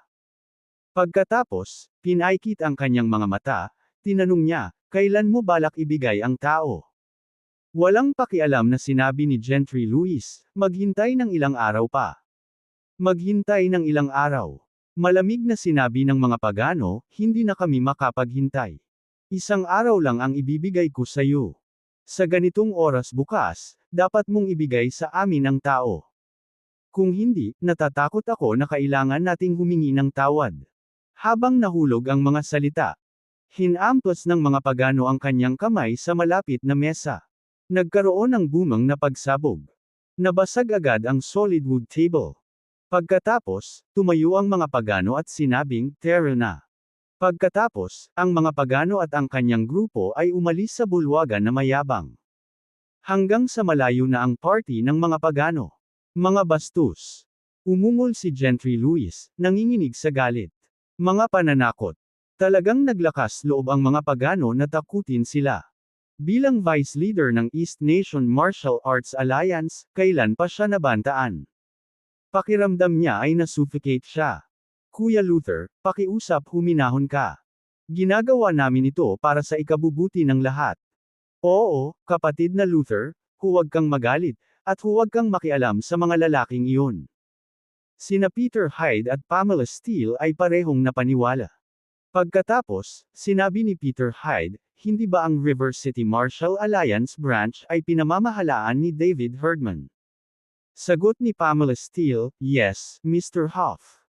Tumango si Peter Hyde at sinabing, sige, tatawagan ko ngayon si David Herdman at hihilingin sa kanya na dalhin si Manuel Bennett sa lalong madaling panahon. Kabanata 507, Kabanata 507, ano ang dapat kong katakutan, Manuel Bennett? Bandang 8 p.m. River City. Divine River Garden, No. 8 Villa. Sina Manuel Bennett, Julia Stewart, Lily Tisdale, Barden Bard, at Prajna Bates ay natapos ng hapunan at nasa bulwagan sila nanunood ng TV at nakikipag-chat. Ngunit sa sandaling ito, tumunog ang doorbell. Sinabi ni Manuel Bennett, Prajna, buksan mo ang pinto. Sige. Tumakbo si Prajna at binuksan ang pinto. Pagkabukas ng pinto. Pumasok sina David Herdman, Jerry Chaplin, Ralph Jordan, at Brandon Skinner. Leader Herdman, bakit ka na parito? Nang makitang dumating ang apat, mukhang naguguluhan si Manuel Bennett. Si David Herdman ay mukhang balisa at sinabing, Mr. Bennett, hinanap ka namin dahil may apurahang bagay na dapat pag-usapan sa iyo. Tumango rin sina Jerry Chaplin, Ralph Jordan, at Brandon Skinner, parehong balisa ang kanilang mga ekspresyon. Sinabi ni Manuel Bennett, mangyaring umupo, at dahan-dahan tayong mag-usap. Pagkaupo ng apat, nagbuhos si Prajna ng 4 na tasa ng tubig. Tinanong ni Manuel Bennett, Leader Herdman, ano ang nangyari? Sina Julia Stewart, Lily Tisdale, Barden Bard, at Prajna Bates ay lahat ay tumingin kay David Herdman. Si David Herdman ay lumunok ng tubig at pagkatapos ay nagsabi, Mr. Bennett, napatay mo ba ang Dragon Lady Lisa, ang pangatlong ranggo na eksperto sa Elephant Country? Nang marinig ang mga salitang ito, nanliit ang mga mata ni Manuel Bennett habang tumango, oo. Oh my God, totoo ba? Bakas sa mukha ni David Herdman ang takot, pinatay mo talaga si Dragon Lady Lisa. Nagulat din sina Jerry Chaplin, Ralph Jordan, at Brandon Skinner. Natural na narinig nila ang reputasyon ng Dragon Lady Lisa. Siya ang pangatlong ranggo na eksperto sa Elephant Country. Isang malakas na Martial Saint Realm expert. Ngunit hindi nila inaasahan na pinatay siya ni Manuel Bennett. Bagamat alam nilang napakalakas ng lakas ni Manuel. Hindi nila napagtanto na ang kanyang kapangyarihan ay nasa antas na ito. Sumimangot si Jerry Chaplin at nagtanong, Mr. Bennett, bakit mo pinatay ang Dragon Lady Lisa? Walang itinago si Manuel Bennett, at totoo niyang sinabi sa apat ang sama ng loob niya kay Dragon Lady Lisa. Matapos marinig ang mga salita ni Manuel, ang apat ay nagpalitan ng naguguluhan na mga tingin. Sinabi ni David Herdman, "Kakaiba, bakit iba ang sinabi sa iyo ng mga tao mula sa Elephant Country Martial Alliance?" Tinanong ni Manuel Bennett, "Ano ang sinabi nila?" Mataimtim na sinabi ni David Herdman, "Mr. Bennett, dahil pinatay mo si Dragon Lady Lisa, ang Elephant Country Martial Alliance ay pumunta na ngayon sa aming headquarters ng East Nation Martial Arts Alliance para humingi ng paliwanag. Inakusahan ka ng mga tao mula sa Elephant Country Martial Alliance bilang isang masamang mamamatay tao at sinabi na ang lahat ng sisihin ay nasa iyo. Bukod dito, pinilit nila ang aming headquarters ng East Nation Martial Arts Alliance na ibigay ka para sa kanilang pagtatapon." So yun ang nangyari. Biglang naintindihan ni Manuel Bennett. Galit na galit si Barden Bard, talagang walang kahihiyan ang mga moldita na ito. Ang mga bastos na ito ang unang nagudyok sa atin, pinatay ni Brother Bennett dahil sa kanilang kawalan ng kakayahan, at ngayon ay may lakas ng loob silang humingi ng paliwanag. Malamig na sinabi ni Lily Tisdale, "Ang isang maliit na alyansa ng militar ay talagang nang ahas na pilitin ang ating East Nation Martial Arts Alliance na ibigay ang isang tao, sino ang nagbigay sa kanila ng lakas ng loob. Sila ay isang grupo ng mga kasuklam-suklam na tao." Ikinumpas ni Prajna ang kanyang mga kamao at sinabing, "Kuya Bennett, hindi mo dapat pabayaan ang mga taong ito." Tiningnan ni Manuel Bennett si David Herdman at ang tatlo pa, nagtanong, kung gayon, paano nagpa siya ang punong tanggapan ng East Nation Martial Arts Alliance? Nakita ko si Manuel na nagtatanong. Nag-alinlangan si David Herdman at ang iba pa. Sinabi ni Manuel Bennett, "Sabihin mo lang ng direkta." Bumantong hininga si David Herdman at sinabing, "Nagpa siya ang tatlong vice-leader ng punong tanggapan ng Martial Alliance na ibigay ka sa Elephant Country Martial Alliance para itapon." Pagkarinig nito, si Julia Stewart, Lily Tisdale, Barden Bard, at Prajna Bates ay natulala. Dumilim din ang mukha ni Manuel Bennett. "Mali ba ang narinig ko?" Mukhang hindi makapaniwala, sinabi ni Barden Bard, "Ibibigay ng Martial Alliance Headquarters si Brother Bennett sa Elephant Country Martial Alliance. Hindi ba't ang pag-amin na ang East Nation Martial Arts Alliance ay yumuyuko sa Elephant Country Martial Alliance? Takot ba talaga tayo sa Elephant Country Martial Alliance?" Diyos ko, hindi ako makapagsalita. Walang magawang sinabi ni David Herdman, ang ating East Nation Martial Arts Alliance ay hindi natatakot sa Elephant Country Martial Alliance. Kaya lang, ayaw palakihin ng tatlong vice leaders ang sitwasyon at gustong manahimik na lang, kaya nila ito ginawang desisyon. Kung tutuusin, kung maglalaban ang dalawang martial alliances, walang alinlangan na mabibigat na casualty. Hey! Isang malungkot na ngiti ang ipinakita ni Manuel Bennett. Umiling siya at sinabing, "Maliwanag na ang Elephant Country Martial Alliance ang pumunta sa ating East Nation para gumawa ng kasamaan at paulit-ulit tayong guluhin, at pinatay ko lang sila bilang resulta. At ngayon, bilang bahagi ng East Nation, sa halip na ang East Nation Martial Alliance na nakatayo sa tabi ko, gusto nila akong ibigay. Gaano katawa-tawa, kaunos-lunos, at kahabag-habag." Manuel Bennett. Mahigpit na hinawakan ni Julia Stewart ang kamay ni Manuel Bennett, at nakikita niyang nasasaktan ito sa sandaling iyon. Gayunpaman, hindi niya alam kung paano aliwin si Manuel Bennett. Bumantong hininga si Manuel Bennett at sinabing, "Malaki ang respeto ko noon sa East Nation Martial Alliance, pero ngayon, bigo talaga ako." Mr. Bennett. Naikuyom ni David Herdman at ng iba pa ang kanilang mga kamao. Actually, noong nalaman nila ang desisyong ginawa ng Martial Alliance Headquarters, sobrang nadismaya rin sila. Damn it! Galit na ipinakita ni Barden Bard ang kanyang mga ugat na lumalabas sa kanyang noo. "Brother Bennett, hindi mo na kailangang sabihin, panasan mo lang ang mga taong iyon mula sa Elephant Country Martial Alliance. Dahil hindi maaasahan ang East Nation Martial Alliance, umasa tayo sa ating sarili." Mataimtim na dagdag ni Lily Tisdale. "Mr. Bennett, paalisan mo na lang sila." Nanlamig din ang mukha ni Prajna Bates. Lahat, huwag kumilos ng pabigla-bigla. Nagmamadaling hinikayat ni David Herdman, Mr. Bennett, ang Elephant Country Martial Alliance ay dumating na handa sa pagkakataong ito. Personal na dumating ang pinuno ng Elephant Country Martial Alliance, mga pagano. Bukod dito, nagdala ang mga pagano ng siyam na magagaling na eksperto. Kung talagang lalaban tayo sa kanila, napakadelikado. Oo. Tumanggo din si Jerry Chaplin, ang mga pagan ay ang pangalawang ranggo na eksperto sa Elephant Country, mas malakas pa sa Dragon Lady Lisa. Ang iba pang siyam na eksperto ay napakalakas din. Mr. Bennett, sa tingin ko ay dapat kang umalis ng bansa sa lalong madaling panahon upang maiwasan ang mga kaguluhan at hindi direktang harapin sila. Payo ni Ralph Jordan. Oo, Mr. Bennett, iwasan mo na lang sila sa ngayon. Dagdag ni Brandon Skinner. So, gusto mong tumakas ako? Dahil ang mga kaaway ay dumating sa aking pintuan, paano ako tatakbo? Si Manuel Bennett ay mukhang walang pakialam at umugang, paano kung siya ang pinuno ng Elephant Country Martial Alliance? Ano ang espesyal sa siyam na mahuhusay na eksperto? Ano ang dapat kong katakutan, Manuel Bennett? Dahil gusto nila akong parusahan. Lilipulin ko silang lahat ng sabay-sabay. Ito. Si David Herdman at ang iba pa ay hindi napigil ang mapabuntong hininga. Hindi nila naiintindihan kung paano magkakaroon ng kumpiyansa si Manuel Bennett na sabihin ang mga ganoong salita. Leader Herdman, dalhin mo ako sa Martial Alliance Headquarters bukas ng umaga. Pagkasabi niyon, dumiretso si Manuel Bennett sa silid sa unang palapag at padabog na isinara ang pinto. Naging balisa si David Herdman, lahat, mangyaring subukang hikayatin si Mr. Bennett na huwag kumilos ng walang ingat.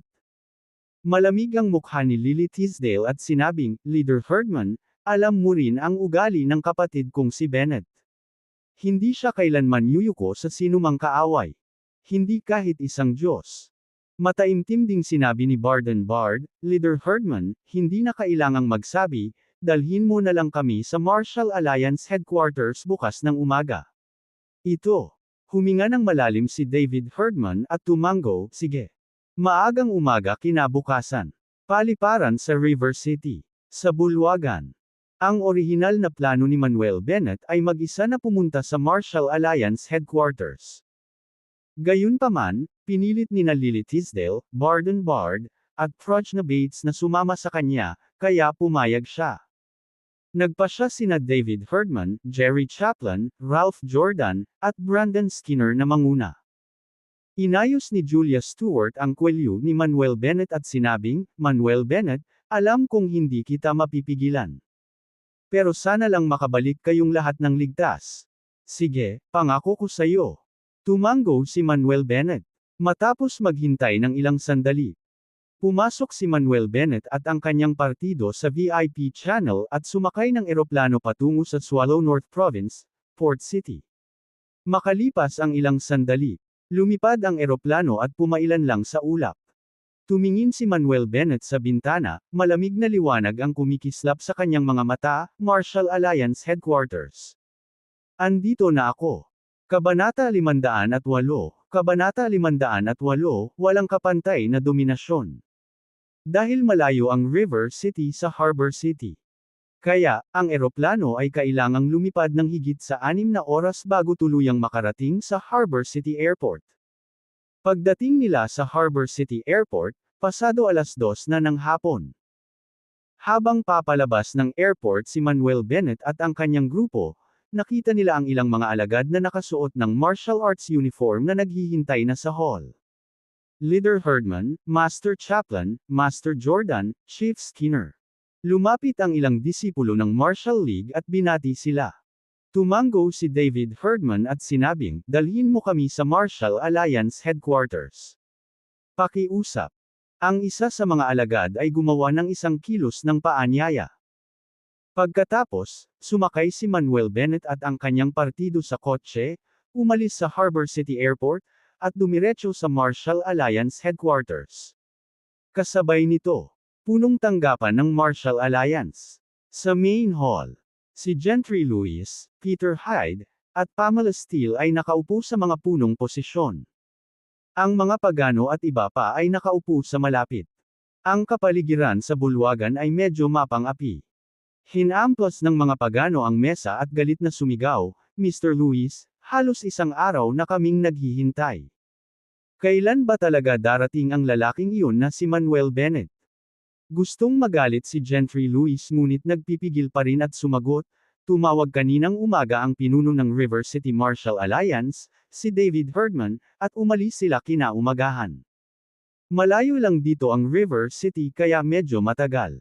Gayunpaman, kung isasaalang-alang ang oras, dapat silang dumating sa lalong madaling panahon.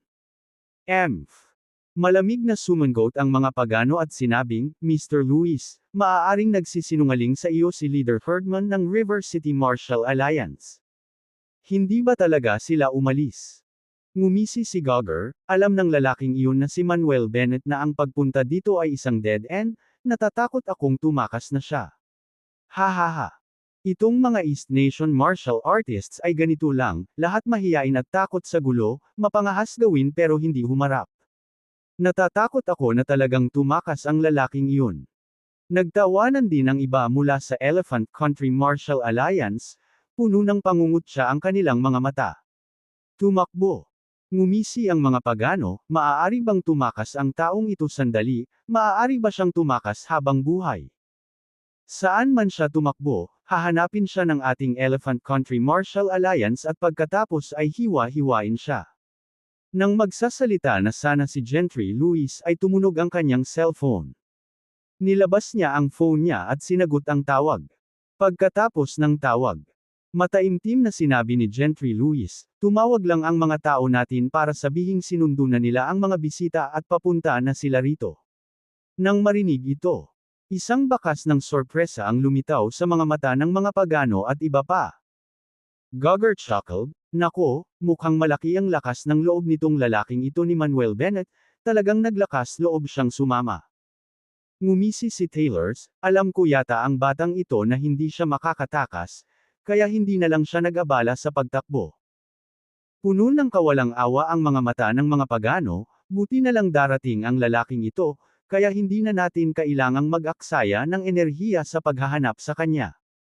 Alam niyang papunta na si Manuel Bennett. Ang mga pagano at iba pa ay hindi na nababalisa, sa halip ay naghihintay ng malaya. Mabagal na lumipas ang oras. Bandang 4:00 ng hapon. Ilang sasakyan ang nagmaneho mula sa malayo at huminto sa pasukan ng Martial Alliance Headquarters. Bumukas ang pinto ng sasakyan. Bumaba si Manuel Bennett at ang kanyang partido sa kotse. Pagkababa ng sasakyan, nakita ni Manuel Bennett ang isang malaking stone tablet, mga 10 metro ang taas, na may nakaukit na mga salitang, East Nation Martial Alliance, nakatayo sa harap mismo ng square. Sinulyapan ni Barden Bard ang mga sinaunang gusali ng palasyo sa paligid niya at nag-click sa kanyang dila, so ito ang Martial Alliance Headquarters. Mukhang medyo kahanga-hanga, ngunit sa kasamaang palad, ang mga tao ay hindi pantay-pantay. Hindi kumibo si Manuel Bennett, walang pakialam ang mga mata habang diretsyong naglakad patungo sa stone tablet. Hindi alam ni David Herdman at ng iba pa kung ano ang gustong gawin ni Manuel Bennett, kaya sumunod sila. Gayunpaman, nang lumapit sila sa tabletang bato, direktang itinaas ni Manuel Bennett ang kanyang kanang braso, ikinuyom ang kanyang kamao, at binomba ang stone tablet. Mr. Bennett, tumigil ka. Nang makita ito, napasigaw si David Herdman sa gulat. Ngunit huli na ang lahat. Thud. Umalangaw-ngaw ang isang mapurol na kalabog sa buong parisukat. Ang susunod na segundo. Boom! Ang matayog, metrong makapal na batong tableta na umabot sa 10 metro ang taas ay biglang sumabog, naging isang langit na puno ng nagkalat na mga bato at alikabok, na nag-spray sa hangin. Sa isang iglap, si David Herdman, Jerry Chaplin, Ralph Jordan, at Brandon Skinner ay natulala. Panay ang tingin nila sa stone tablet na nagkapira-piraso, nanginginig ang buong katawan nila. Ito ang stone tablet ng East Nation Martial Arts Alliance Headquarters, na nakatayo dito sa daan-daang taon. Ang mga tao mula sa East Nation Martial Arts World, kahit sino pa sila, ay darating para magbigay galang. Masasabi ng isa na ang batong ito ay kumakatawan sa kaluluwa ng East Nation Martial Arts Alliance. Ngunit sa hindi inaasahan, sa unang pagbisita ni Manuel Bennett, nabasag niya ang batong tabletang ito. Magaling! Magaling! Nag-cheer si Barden Bard pagkatapos ng ilang sandali ng pag-aalinlangan. Smashed ito ng mabuti. Great job, Mr. Bennett! Sina Lily Tisdale at Prajna Bates ay nagwagayway din ng kanilang mga braso at sabay na sumigaw. Matagal na silang nakahawak sa tiyan na puno ng galit. At sa paghampas ng kamao ni Manuel Bennett sa stone tablet ng Martial Arts Alliance Headquarters, sa wakas ay nakahinga sila ng maluwag. Pinagpapawisan ng malamig na bala ang noo ni David Herdman, at sinabi niya, Mr. Bennett, nagdulot ka ng malaking sakuna. Sabik ding idinagdag ni Jerry Chaplin, Mr. Bennett, bakit kailangan mong sirain ang stone tablet? Ngayon, hindi ka pa protektahan ng tatlong vice leaders ng Alliance Headquarters. Dahil sa kaguluhan dito, naalerto ang mga tao sa Martial Alliance Headquarters. Anong nangyari? Anong ingay kanina? Tara na, tingnan natin. Ang mga alagad ng Martial Alliance Headquarters ay sumugod mula sa lahat ng direksyon. Nang makita nila ang nabasag na tapyas ng bato, lahat sila ay nanlamig sa kinatatayuan. Pagkatapos, ang lahat ay nagsimulang manginig sa takot. Sa sandaling ito, si Gentry Lewis, Peter Hyde, Pamela Steele, at ang mga pagano ay tumakbo palabas ng main hall, patungo sa direksyong ito. Nang makita nila ang eksena sa harap ng kanilang mga mata, WHO. Galit na galit si Gentry Lewis na nanginginig ang buong katawan niya, umuungal, sinusalupa ang bumasag sa batong tableta ng ating East Nation Martial Arts Alliance. Ako ang nakabasag nito. Humakbang pasulong si Manuel Bennett at mariing sumagot. Gaano kabalbalan? Bumilis sa galit ang dibdib ni Gentry Lewis habang sumisigaw, sino ka? Malakas na sumagot si Manuel Bennett, ako ang Manuel Bennett na gusto mong ibigay. Pagkarinig nito, nagulat lahat si Gentry Lewis, Peter Hyde, at Pamela Steele. Hindi nila inaasahan na ang taong pumatay sa Elephant Country Martial Arts Master, Dragon Lady Lisa, ay napakabata pa. Para naman sa mga pagano, pinaikit nila ang kanilang mga mata at tumingin kay Manuel Bennett. Nakita nila ang larawan ni Manuel Bennett, kaya nakilala nila ito sa isang sulyap. Reckless. Galit na galit si Peter Hyde, umuungal, anak, ang lakas ng loob mo, nang ahas na sirain ang stone tablet ng ating East Nation Martial Arts Alliance. Baliw ka ba? Ha. Si Manuel Bennett ay tumawa ng malakas, tumugon ng kulog, ako ba ang baliw o kayong mga baliw? Hindi ninyo pinag-iiba ang tama at mali, mabuti, at masama. Nang hindi man lang nakakarating sa ilalim ng usapin, gusto mo akong ibigay sa Elephant Country Martial Alliance. Kailan naging takot ang ating East Nation Martial Alliance sa isang maliit na Martial Alliance? Kailan tayo dapat humingi ng tawad sa kanila? Kailan natin kailangang magpasakop sa kanila? Kailan natin kailangang iuko ang ating mga ulos sa kanila? Dahil nawala ang bakal na gulugod at pagmamalaki na dapat taglayin ng East Nation martial artists. Ano ang silbi ng pagkakaroon ng batong tabletang ito na nakatayo dito? Nakakabingi at nakakasindak ang bawat salitang binitawan ni Manuel Bennett. Sumabog ito sa pandinig ng lahat. Nanginginig ang puso at isipan ng lahat ng taong naruroon. Naramdaman ni Lily Tisdale, Barden Bard, at Prajna Bates ang pagkulo ng kanilang dugo. Ito ang lalaking palagi nilang sinusundan. Matangkad at mapagmataas. Walang kap-ares sa kanyang dominanteng presensya. Kabanata 500, walang katibayan ng kamatayan. Sa sandaling ito, si David Herdman, Jerry Chaplin, Ralph Jordan, at Brandon Skinner, pati na rin ang mga disipulo ng Martial Alliance Headquarters, lahat ay nararamdamang kumukulo ang kanilang dugo matapos marinig ang mga salita ni Manuel Bennett. Tama yan. Kailan pa natakot ang kanilang East Nation Martial Arts Alliance sa isang hamak na Martial Alliance? At gayunpaman, kailangan nilang aminin ang kanilang mga pagkakamali, sumuko at yumuko sa hindi gaanong halagang Martial Alliance. Gayunpaman, kahit na hindi sila masaya sa kanilang mga puso, hindi sila nang ahas na sabihin ito ng malakas. Wala silang choice, dahil ang pagpapasa kay Manuel Bennett ay desisyon ng tatlong vice leaders. Hindi sila pwedeng sumuway. Mapangahas. Agad na sumigaw si Pamela Steele, "Anak, bilang miyembro ng East Nation Martial Arts World, pumatay ka ng mga tao nang walang ingat at nagdulot ng gulo. Ngayon ay nakarating ka na sa aming Martial Arts Alliance Headquarters, hindi ka lamang humihingi ng tawad, ngunit binasag mo rin ang batong tableta ng ating alliance. Paano matitiis ng ating East Nation Martial Arts World ang isang kontrabida na tulad mo? Pinatay ko ang mga tao nang walang ingat, nagdulot ako ng gulo." Tumawa ng sarkastikong si Manuel Bennett, mas alam ng mga taong iyon ang katotohanan tungkol sa bagay na ito kaysa sinuman. Habang nagsasalita siya, itinuro ni Manuel Bennett ang mga pagano at ang iba pa. Nagbago ang mga mukha ng mga pagano at iba pa. Ngunit hindi nagtagal, nanambalik ang kanilang katinuan. Sa kanilang mga mata, patay na ang Dragon Lady Lisa, at kahit ano pa ang sabihin ng batang ito ngayon, walang makakaharap sa kanya. "Anak, bakit hindi mo sabihin sa amin kung ano ang totoo?" Tanong ni Gentry Louis sa malalim na boses. "Anak, sabihin mo lang. Tingnan natin kung paano ka mag-quibble. Bilasan mo magsalita kung may sasabihin ka. Umutot ka dali kung may ilalabas ka." Parehong sigaw ni na Pamela Steele at Peter Hyde. Malakas na ipinahayag ni Manuel Bennett, "Dahil gusto mong malaman, sasabihin ko sa iyo."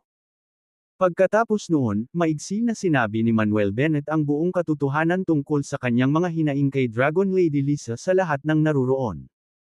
Matapos marinig ang sinabi ni Manuel Bennett, hindi napigilan ni Gentry Louis at ng iba pa ang sumimangot.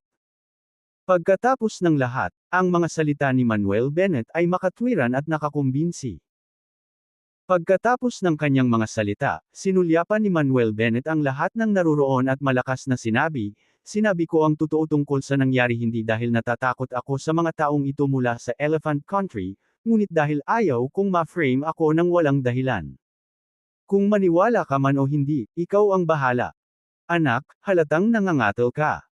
Sumigaw ang mga pagano, "Patay na si Mr. Dragon Lady Lisa, alam mo naman na walang makakaharap sa iyo, kaya gumagawa ka ng mga kwento dito.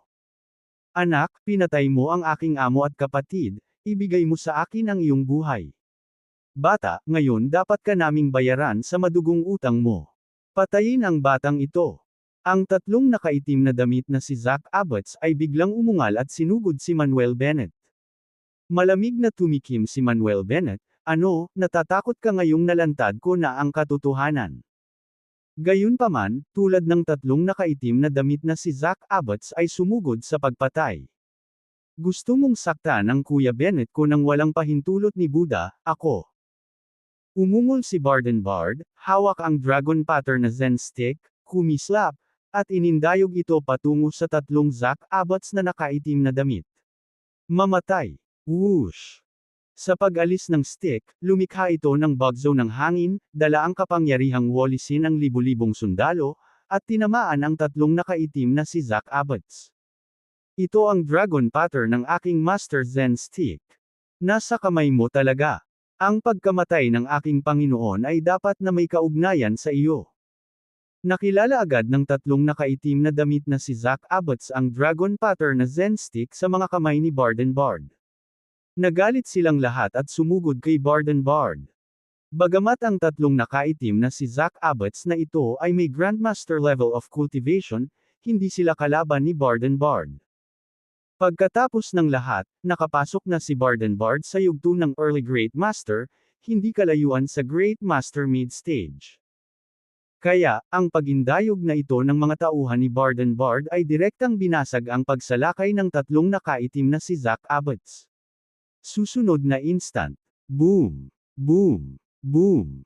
Malakas na tinamaan ng mga tauhan ni Barden Bard ang dibdib ng tatlong nakaitim na si Zach Abbots. Puff! Puff! Puff! Nagluwa sila ng malaking subo ng dugo at lumipad pabalik ng mahigit 10 metro bago bumagsak ng husto sa lupa. Nakita nilang nadurog na ang kanilang mga dibdib, bumulwak ang dugo sa kanilang mga bibig, ilang beses nang inig ang kanilang mga katawan, at pagkatapos ay namatay sila. Nasaksihan ang pagpatay ni Bard sa tatlong Grandmaster sa isang strike. Biglang nagulat ang lahat ng naruroon. Ang monghe na ito ay hindi kapani-paniwalang malakas. Hindi nakakagulat na ang batang iyon na nagngangalang Manuel Bennett ay mayabang, mayroon siyang tulong. Sa kasamaang palad, kasama ang nangungunang 10 master ng Elephant Country Martial Alliance dito, gaano man sila kalakas, malamang na hindi sila makakagawa ng pagbabago. Walang katapusang usapan ng mga taong naruroon. Patayin ang kalbong asno na iyan. Patayin, patayin. Hindi nagtagal, 6 pang itim na damit na si Joseph ang sumugod at pinatay patungo kay Bard.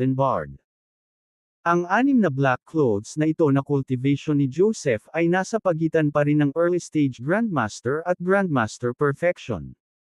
So, sabay-sabay silang 6 na kumilos, full of momentum. Kumikilos na si Bard. Lily Teasdale at Prajna Bates, gayunpaman, flickered sa pagkakaroon at sinisingil sa away. Mamatay. Malamig na sigaw ni Lily Teasdale, na iniindayog ang kanyang espada. Whoosh! Ang nakakasilaw na swordlight ay tumagos sa langit, at ang nakakatakot na enerhiya ng espada ay umagos sa lahat ng direksyon. Sa isang iglap. Kabog, kabog, kabog. 3 hanay ng dugo ang bumaril sa langit. 3 Joseph ang nakaitim na damit ay nahulog ng husto sa lupa, ang kanilang mga ulo at katawan ay naghiwalay, patay na patay. Kasabay nito ay pinatay ni Lily Teasdale ang 3 Joseph na nakaitim na damit. Whoosh, whoosh, whoosh.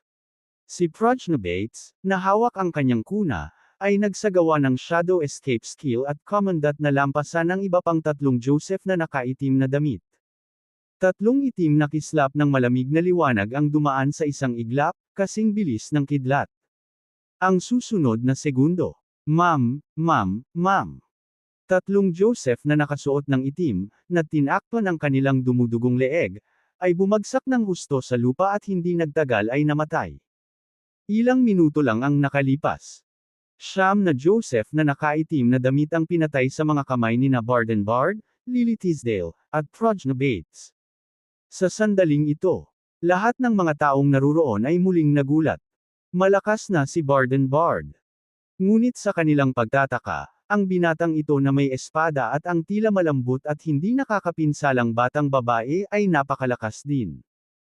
Maging si Gentry Lewis, Peter Hyde, at Pamela Steele, pati na rin ang 10 nangungunang mga masters tulad ng pagans, ay may mga ekspresyon ng katakutan sa kanilang mga mata. Lalo na ang mga pagano at ang iba pa, ang kanilang galit ay nag-alab na parang apoy. Kasi simula pa lang ng labanan, at 9 na katao ang nawala sa kanilang panig. Damn it! Kasuklam-suklam. Ako ang Harry ng Splitting Sky Claw, at mamamatay kayong lahat. Si Theodoric, isa sa nangungunang 10 master, ay hindi na nakayanan pa. Siya ay umungal at sumugod kay Bard at sa iba pa. Ang cultivation ni Theodoric ay nasa early stage Great Master, mas malakas kaysa sa mga Joseph na nakasuot ng black. Gayunpaman, nang sumugod si Theodoric patungo kay Bard at sa iba pa, sumulong si Manuel Bennett, na lumikha ng malabong after-image habang sumusugod siya patungo kay Theodoric. Nang makitang sinisingil siya ni Manuel Bennett, lumuwang ang bibig ni Theodoric sa isang malupit na ngiti. Anak, gusto mong mamatay, pagkatapos ay mamatay para sa akin. Sinabayan ng dagandong. Ang kanang kamay ni Theodoric ay nakakuyom sa isang kuko, pinakilos ang kanyang tunay na chi, isang kulay abong liwanag ang sumilay mula sa kanyang katawan at hinawakan niya patungo sa lalamunan ni Manuel Bennett. Sa kanyang mga mata, walang paraan na mapatay ni Manuel Bennett ang Dragon Lady Lisa. Tiyak na gumamit siya ng ilang kasuklam-suklam na paraan, pagkatapos ay nakipagtulungan sa 3 pa para makipaggang at patayin ang Dragon Lady Lisa. Kaya, hindi siya natatakot kay Manuel Bennett. Gayunpaman, tulad ng pagtama ng kuko ni Theodoric, umindat din si Manuel Bennett ng isang kuko, na sinalubong ang pag-atake ng direkta. Kabanata 510, Kabanata 510, Martial Arts Genius. Sa isang iglap. Boom! Nagbanggaan ang kanilang mga kuko, at isang nakakagulat na pagsabog ang sumabog. Ang nakabulag na liwanag ay kumikislap, ang Truchi ay lumundag, nakakatakot na hindi masabi. Ang mabibigat na mga slab ng bato sa ilalim ng kanilang mga paa ay nagkawatak-watek, na nagpapataas ng mga ulap ng alikabok at nagkalat na mga bato. Ang mga alagad ng Marshall Alliance na naruroon ay hindi nang ahas na lumapit at sunod-sunod na umatras. Naisip ni Theodoric na kahit na hindi niya kayang patayin si Manuel Bennett gamit ang kuko na ito, dapat ay masusugatan man lang siya ng seryoso. Ngunit sa sandali ng sagupaan, napagtanto niyang mali siya. Wala pang ilang segundo. Crack crack crack. Isang serye ng malulutong na bali ng buto ang umalangaw-ngaw. Ang kuko ni Manuel Bennett ay direktang nabasag ang kanang kamay ni Theodoric, pati na rin ang buong kanang braso. Pagkatapos, gamit ang parehong kuko, hinawakan niya ang lalamunan ni Theodoric at itinaas siya. Malamig niyang tinitigan si Theodoric at walang pakialam na sinabi, King of Split ang Sky Claw. Mukhang engrandi ang titulo, pero sayang hindi mo kayang tiisin ang isang suntok. Pagkasabi niyon, ang kanang kamay ni Manuel Bennett ay nagsagawa ng mabangis na puwersa, na direktang pinaikot ang leeg ni Theodoric. Kaagad pagkatapos, si Manuel Bennett, na parang nagtatapon ng patay na aso, ay itinapon si Theodoric sa isang tabi. Itinaas niya ang kanyang mga mata upang tingnan ang mga pagano at ang iba pa, at malakas na sinabi, ito ba ang lakas ng Elephant Country Martial Alliance? Wala nang hihigit pa dyan. Biglang tumahimik ang eksena. Umalangaw-ngaw pa rin sa plaza ang mayabang na boses ni Manuel Bennett. Matapos ang ilang sandali ng katahimikan, biglang nagkagulo ang eksena. Diyos ko, ganoon ba talaga kalakas ang batang ito? Isang kuko, pinatay niya ang King of Split ang Sky Claw, Theodoric sa isang kuko lang. Si Theodoric daw ay nagkaroon ng cultivation ng isang Great Grandmaster, pero napatay siya sa isang galaw lang. Maraming mga alagad ang hindi napigil ang mapasigaw sa pagkamangha, ang kanilang mga mata ay puno ng hindi paniniwala. Kanina lang, akala nila ay sumugod si Manuel Bennett sa Martial Alliance Headquarters dahil nagdala siya ng reinforcements. Ngunit ngayon napagtanto nila na ang lakas ni Manuel Bennett ay malamang na mas malakas kaysa sa tatlong kabataan. Kinusot-kusot ni Gentry Lewis ang kanyang mga mata at sinabing, ang batang ito ay talagang pambihira. Isang maagang yugto ng Great Grandmaster Master ang pinatay niya sa isang galaw lang, hindi nakakagulat na napakayabang niya. Malamig na sinabi ni Pamela Steele, ang batang ito ay talagang isang henyo sa martial arts sa murang edad. Ngunit siya ay nagpapakita ng kanyang kakayahan, mayabang at dominanti, at may lakas ng loob na basagin ang batong tableta ng ating Martial Alliance. Ito ay simpleng labag sa batas. Ngayon, dapat siyang mamatay dito. Tama na yan. Tumango si Peter Hyde at sinabing, hindi natin dapat pakawalan ang batang ito. Kumunot ang noo ni Gentry Lewis at nagtanong, papatayin mo rin ba ang batang ito? Oo naman. Kailangan natin siyang patayin. Malamig na tumango sina Peter Hyde at Pamela Steele. Huminga ng malalim si Gentry Lewis, naaawa kay Manuel Bennett. Ang gayong Pride of Heaven, kung maayos na nilinang, ay maaaring maging isang mahusay na figure sa hinaharap. Sa kasamaang palad, ang batang ito ay nakagawa ng isang karumal-dumal na krimen ngayon. Kahit na gusto niyang magsalita para kay Manuel Bennett, mahirap magsalita. Sa sandaling ito, you little rascal, ako ang Lightning Leg King, ibigay mo ang buhay mo. Umungol si Rainiel at sinugod si Manuel Bennett. Ako ang Shadowless Palm King, at dudurugin ko ang katawan mo.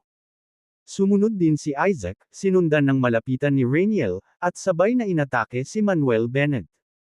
Ang cultivation ni Rainiel ay nasa midterm ng Great Grandmaster. Ang paglilinang ni Isaac ay nasa maagang yugto ng Great Grandmaster. Ang magkasanib na pag-atake ng dalawang Great Grandmasters ay mabangis, napakalaki, at nakakatakot.